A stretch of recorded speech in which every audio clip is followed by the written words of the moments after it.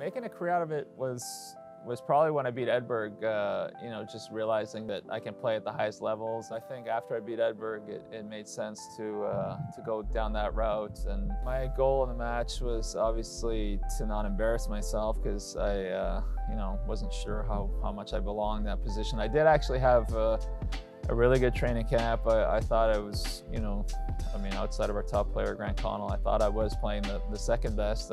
You know, I've beaten most of the guys in practice, so I was playing well, and I just qualified for the Australian Open, my first Grand Slam that I'd played in singles a couple weeks before that. So I was playing well for sure, and you know, it's a different level when you're playing qualifying early rounds of a slam versus the best player in the world.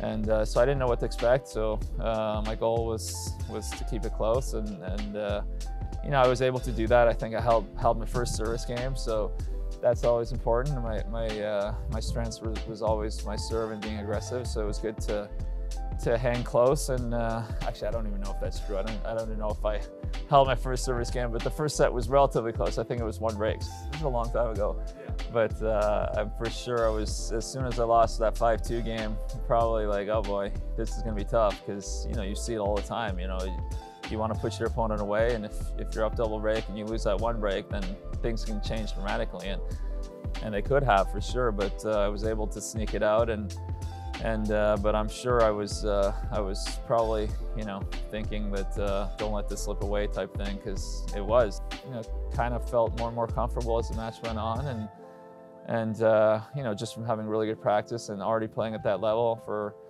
over a year, I felt I had a chance as the match went on, and I broke his serve and I was swinging away, and everything just seemed to be happening, you know, going my way. And then the third set, not so much, but kind of regrouped in the fourth set, and fifth set I was up, I think 2 breaks, and I started to get a little nervous, and I think I got a fortunate call at some point to help me win. And but yeah, definitely it was one of those matches where you have nothing to lose, and you're kind of swinging for the fences, and it just all worked out. My life kind of changed after that, and definitely gained notoriety, and which I definitely wasn't ready for. But yeah, it was an incredible experience.